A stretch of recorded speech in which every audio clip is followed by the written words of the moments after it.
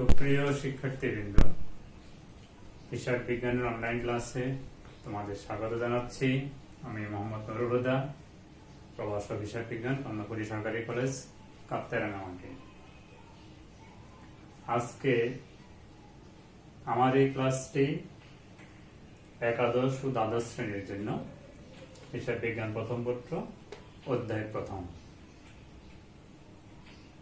প্রথম অধ্যায়ে আছে হিসাব বিজ্ঞান পরিচিতি। এটা এই অধ্যায়ে আমার তৃতীয় ক্লাস। গত ক্লাসে আমরা হিসাব বিজ্ঞান সম্পর্কে ধারণা পেয়েছি, লেনদেন সম্পর্কে জানতে পেরেছি। আজকে আমরা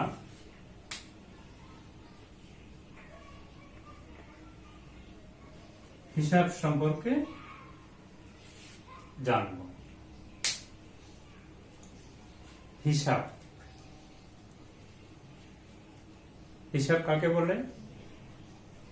কোন প্রতিষ্ঠানের প্রত্যেক প্রকারের সম্পদ, দায়, মালিকানা শর্ত ও আয় ব্যয়ের হ্রাস বৃদ্ধি যথাযথভাবে পৃথক শিরোনামের মাধ্যমে হিসাব বিজ্ঞানের নীতি অনুযায়ী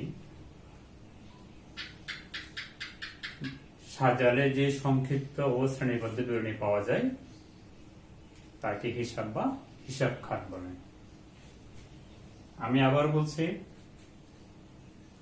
কোন প্রতিষ্ঠানের প্রত্যেক প্রকারের সম্পদ, দায়, মালিকানা শর্ত, আয় ব্যয় সমূহের হ্রাস বৃদ্ধি যথাযথভাবে পৃথক শিরোনামের মাধ্যমে হিসাব শাস্ত্রের রীতি অনুযায়ী সাজালে যে শ্রেণীবদ্ধ ও সংক্ষিপ্ত বিবরণী পাওয়া যায় তাকে হিসাব বা হিসাব খাত বলে। হিসাব হতে কি লাগবে? লেনদেনের দুটি পক্ষ লাগবে, একটি নির্দিষ্ট শিরোনাম লাগবে। আমরা শ্রেণীবদ্ধভাবে, সংক্ষিপ্ত আকারে, স্থায়ীভাবে আমরা সাজিয়ে লিখব। হিসাবের কাঠামো। হিসাব কাঠামো বা ছক দুই ধরনের হয়। সুপ্রিয় শিক্ষার্থীবৃন্দ, হিসাব কাঠামো বা ছক দুই ধরনের হয়। টি হিসাব ছক বা টি অ্যাকাউন্ট, চলমান যে হিসাব ছক বা রানিং ব্যালেন্স অ্যাকাউন্ট। টি ছকটা এরকমই হয়, তারিখ হিসেবের নাম, দেওয়া পৃষ্ঠা টাকা, তারিখ হিসেবের নাম, দেওয়া পৃষ্ঠা টাকা, টি এর মতো। এটা হচ্ছে টি হিসাবের ছক। আর হচ্ছে চলমান যে হিসাব ছক।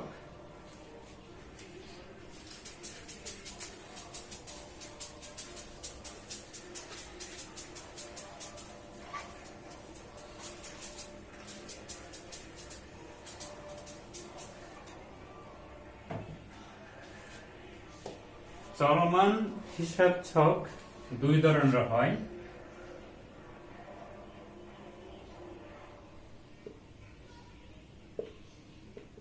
তিন ঘর বিশিষ্ট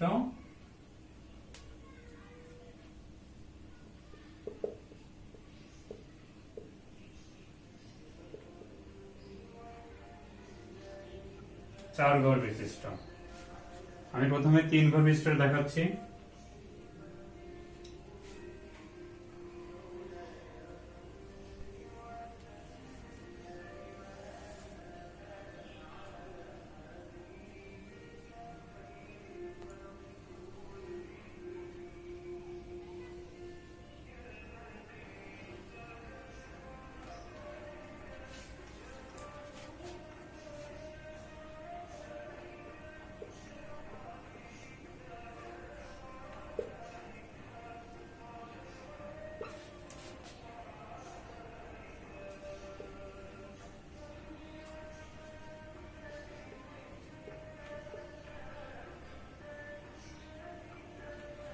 তিন ঘর বিশিষ্ট। এটা হবে তারিখ,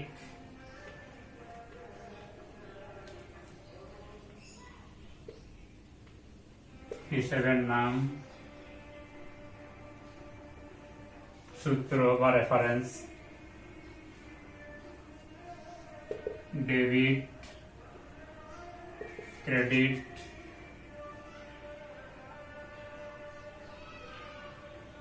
উদ্বৃত্ত।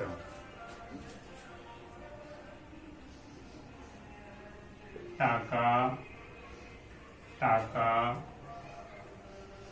টাকা। মূলত এই তিনটি ঘর দিয়ে 3 ঘর বিশিষ্ট চলমান যে ছক বোঝায়। এই ঘরটাকে 2টা করলে তখন 4টে ঘর হবে, তখন হবে 4 ঘর বিশিষ্ট চলমান যে ছক।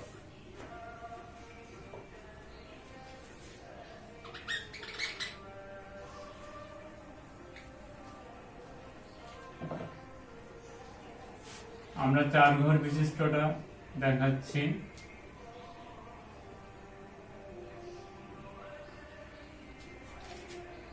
এটা উদ্বৃত্ত বা ব্যয়,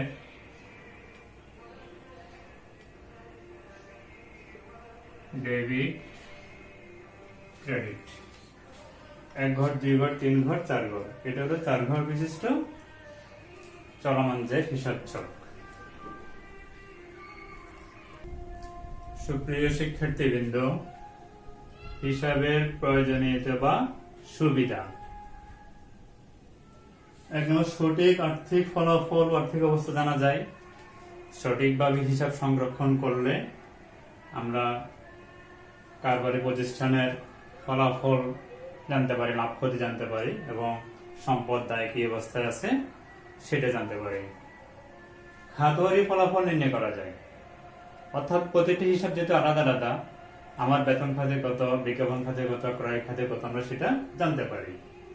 তুলনামূলক বিশ্লেষণ এবং সিদ্ধান্ত গ্রহণের সুবিধা হয়, অর্থাৎ পরবর্তী বছরের সাথে এই বছরের তুলনামূলক বিশ্লেষণ করা যায় এবং ব্যবস্থাপনা পর্ষদ সিদ্ধান্ত গ্রহণে সহায়ক হয়। ব্যয় নিয়ন্ত্রণ, আমরা পূর্ববর্তী বছরের খরচের সাথে ব্যয়ের সাথে চলতি বছরের ব্যয় তুলনা করে আমরা ব্যয় নিয়ন্ত্রণ করতে পারি। দুতরফা দাখিলা পদ্ধতির প্রয়োগ, হিসাব সুষ্ঠুভাবে সংরক্ষণ করে সার্বজনীন পদ্ধতি, দুতরফা দাখিলা পদ্ধতি প্রয়োগ করা হয়। হিসাবে স্থায়ীভাবে তথ্য সংরক্ষণ করা হয়, আমরা হিসাব থেকে দেনা পাওনার পরিমাণ জানতে পারি। শুদ্ধভাবে হিসাব সংরক্ষণ করে আমরা রামায়ণের মাধ্যমে গাণিতিক শুদ্ধতা যাচাই করতে পারি। যেহেতু বিভিন্ন ধরনের নিরীক্ষা হয়, এই জন্য আমরা প্রতারণা জালিয়াতি রোধ করতে পারি। ক নির্ধারণে সহায়ক হয়, অর্থাৎ সুষ্ঠুভাবে হিসাব সংরক্ষণের কারণে কর কর্তৃপক্ষ, ভ্যাট কর্তৃপক্ষ তাদের কাছে দুতরফা দাখিলা পদ্ধতির প্রয়োগ হয় এবং হিসাব সঠিকভাবে সংরক্ষণ করার কারণে কর নির্ধারণে সহায়ক হয়। সুপ্রিয় শিক্ষার্থীবৃন্দ, হিসাবের শ্রেণী বিভাগ, ক্লাসিফিকেশন অফ অ্যাকাউন্ট আমরা 2 পদ্ধতিতে করতে পারি, প্রচলিত পদ্ধতি বা সনাতন পদ্ধতি বা প্রকৃতি অনুযায়ী, ট্রেডিশনাল মেথড, আধুনিক বা সমীকরণ পদ্ধতি। প্রচলিত পদ্ধতিতে হিসাব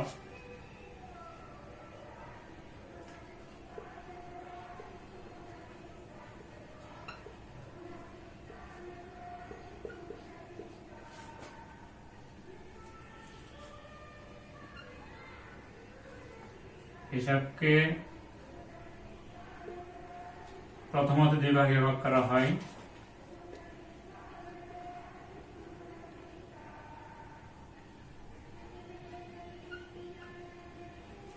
ব্যক্তিবাচক হিসাব,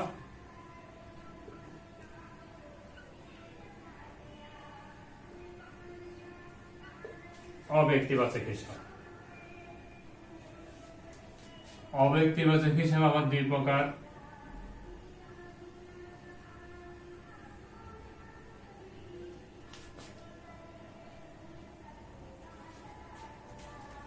সম্পত্তিবাচক হিসাব,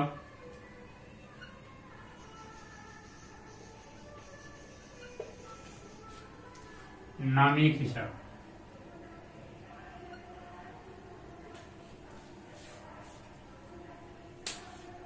প্রচলিত পদ্ধতিতে হিসাবকে প্রথমত দুই ভাগে ভাগ করা হয়, ব্যক্তিবাচক হিসাব, অব্যক্তিবাচক হিসাব। অব্যক্তিবাচক হিসাব দুই প্রকার, সম্পত্তিবাচক হিসাব, নামিক হিসাব বা আয়ব্যয়বাচক হিসাব। ব্যক্তিবাচক হিসাব ব্যক্তি সংক্রান্ত হিসাব বা প্রতিষ্ঠান সংক্রান্ত হিসাবকে ব্যক্তিবাচক হিসাব বলে। করিমের হিসাব, রহিমের হিসাব, সোনালী ব্যাংক হিসাব, এগুলি ব্যক্তিবাচক হিসাব। ব্যক্তিবাচক নয় যেগুলি, সেগুলো অব্যক্তিবাচক হিসাব। অব্যক্তিবাচক দুই প্রকার, সম্পত্তিবাচক হিসাব, নামিক হিসাব। সম্পত্তি সংক্রান্ত হিসাবকে সম্পত্তিবাচক হিসাব বলে, যেমন আজগত হিসাব, দালান কোঠা হিসাব, সুনাম হিসাব। নামিক হিসাব বা আয়ব্যয়বাচক হিসাব, আয় ও ব্যয় সংক্রান্ত হিসাবকে আয়ব্যয়বাচক হিসাব বলে। সম্পত্তিবাচক হিসাবকে আমরা আরো বিভিন্নভাবে ভাগ করতে পারি।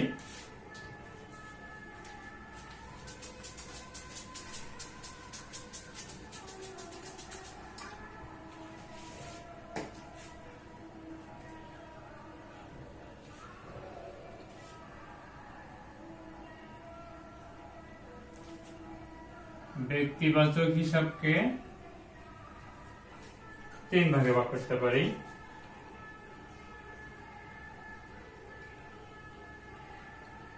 দেনাদার হিসাব ও অন্যান্য প্রাপ্য হিসাব।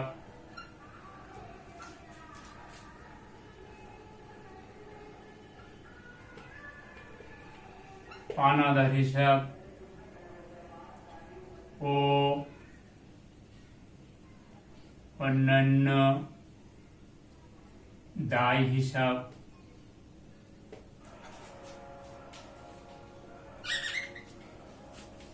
মালিকানা শর্ত হিসাব।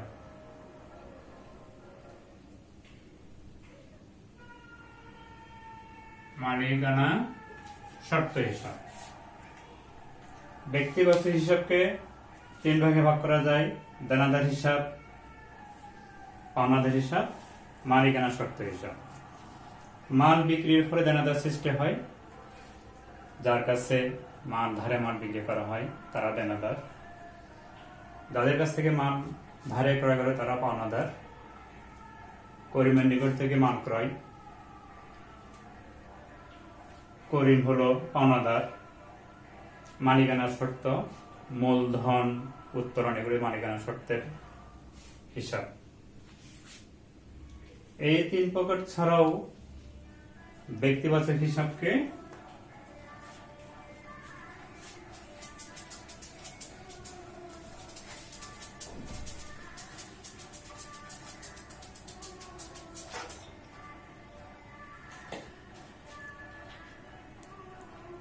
স্বাভাবিক ব্যক্তি,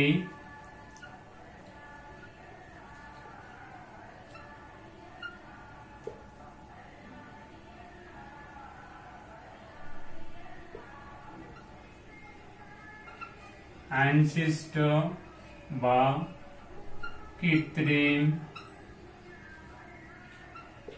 ব্যক্তি হিসাব,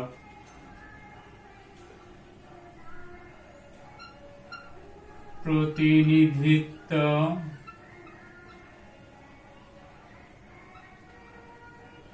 মূলক ব্যক্তি হিসাব। স্বাভাবিক ব্যক্তি হিসাব, করিম হিসাব, রহিম হিসাব স্বাভাবিক ব্যক্তি। আইনসৃষ্ট বা কৃত্রিম ব্যক্তি, সোনালী ব্যাংক হিসাব, সানোয়ারা লিমিটেড হিসাব। প্রতিনিধিত্বমূলক ব্যক্তি হিসাব, অর্থাৎ যে হিসাব কোনো ব্যক্তির প্রতিনিধিত্ব করে, যেমন বকেয়া বেতন হিসাব, মূলধন হিসাব, ঋণ হিসাব, এগুলো হলো প্রতিনিধিত্বমূলক ব্যক্তি হিসাব। একইভাবে আমরা সম্পদকে ভিন্ন ভাগ করতে পারি।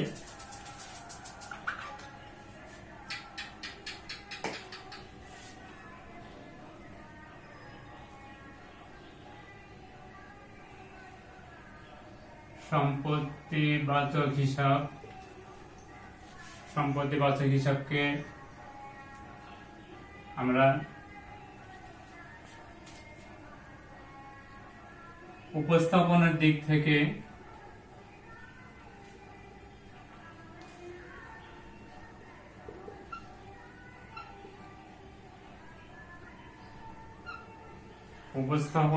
থেকে সম্পদ 4 প্রকার।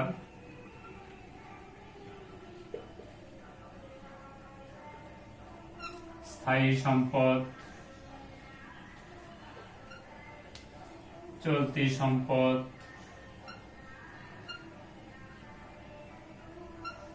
বিনিয়োগ,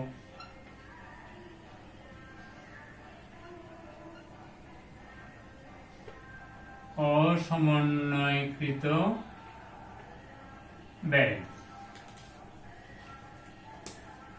উপস্থাপনের দিক থেকে সম্পদ 4 প্রকার। স্থায়ী সম্পদ, আসবাবপত্র, দালান কোঠা এগুলি। চলতি সম্পদ, নগদ টাকা, ব্যাংক জমা। যে সম্পদ উপযোগ দীর্ঘদিন ভোগ করা যায় বা দীর্ঘদিন পরে একাধিক বছর পরে যে সম্পদ নগদ টাকা পরিণত হয় তা স্থায়ী সম্পদ। যে সম্পদের উপযোগ 1 বছরের মধ্যে শেষ হয়ে যায়, অর্থাৎ 1 বছরের মধ্যে নগদ টাকা পরিণত হয়, তা চলতি সম্পদ। প্রতিষ্ঠান যখন তার অলস টাকা সুদ বা লাভের বিনিময়ে বিনিয়োগ করে, কোথাও খাটায়, সেটাই বিনিয়োগ। অসমন্বয়কৃত ব্যয় বা অন্যান্য সম্পদ, যে ব্যয় কয়েক বছরে বিভক্ত হয়ে কয়েক বছর হিসাবকালে রাখা হয়, অর্থাৎ আগামী কয়েক বছরের জন্য সংরক্ষিত রাখা হয়, তাকে অসমন্বয়কৃত ব্যয় বা অন্যান্য সম্পদ বলেন। তাহলে উপস্থাপনের দিক থেকে সম্পদ 4 ধরনের: স্থায়ী সম্পদ, চলতি সম্পদ, বিনিয়োগ, অসমন্বিত ব্যয়। আবার স্পর্শনীয়তা ও অর্থনৈতিক মূল্যের ভিত্তিতে সম্পদ 3 প্রকার।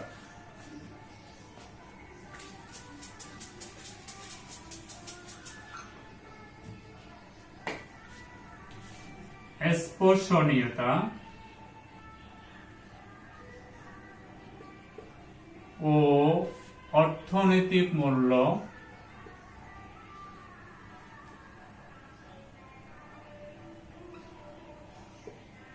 মূল্যের ভিত্তিতে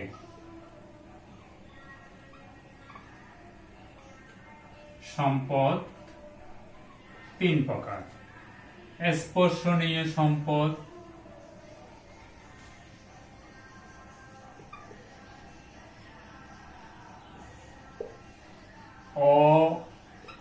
অস্পর্শনীয় সম্পদ,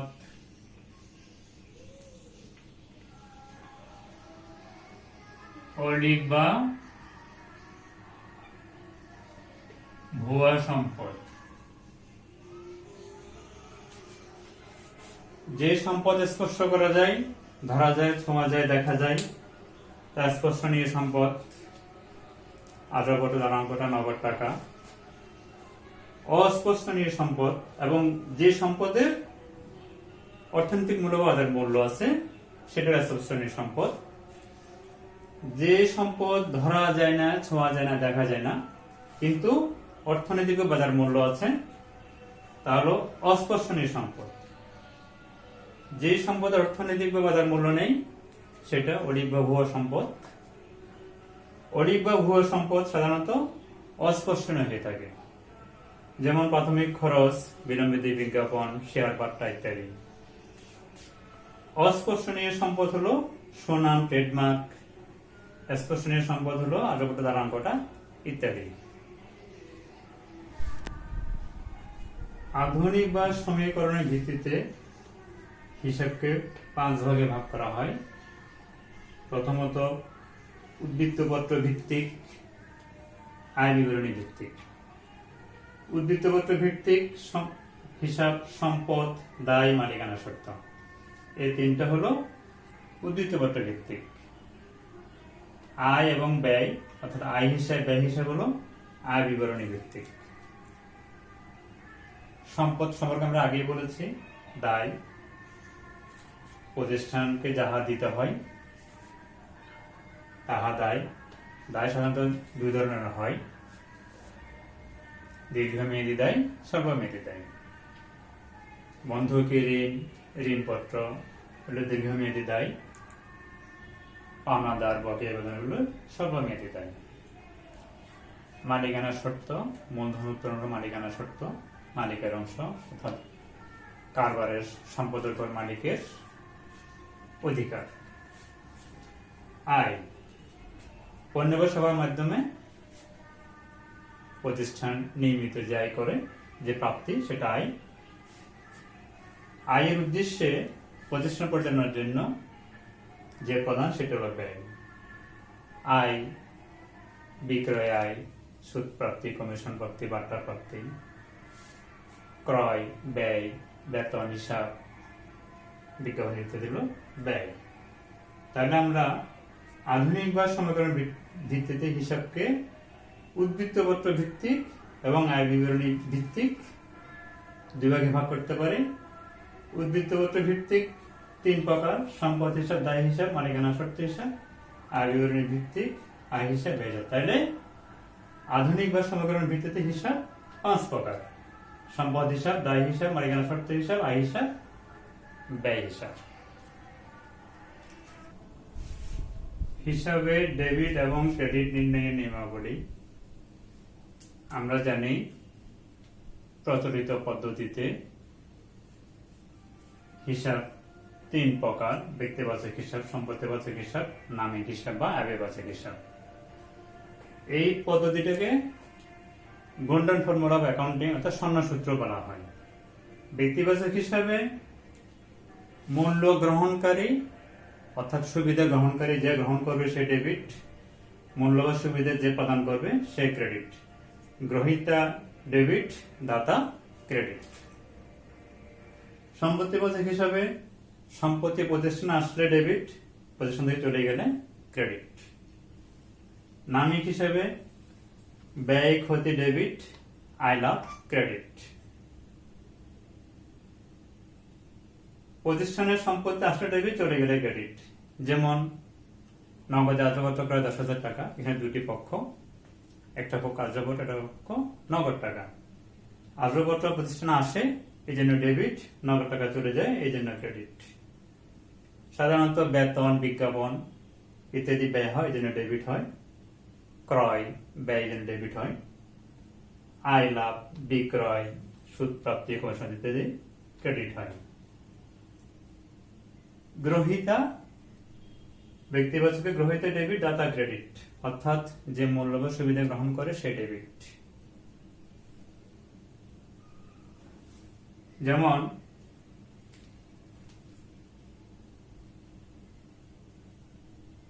করিমের নিকট মাল বিক্রয়,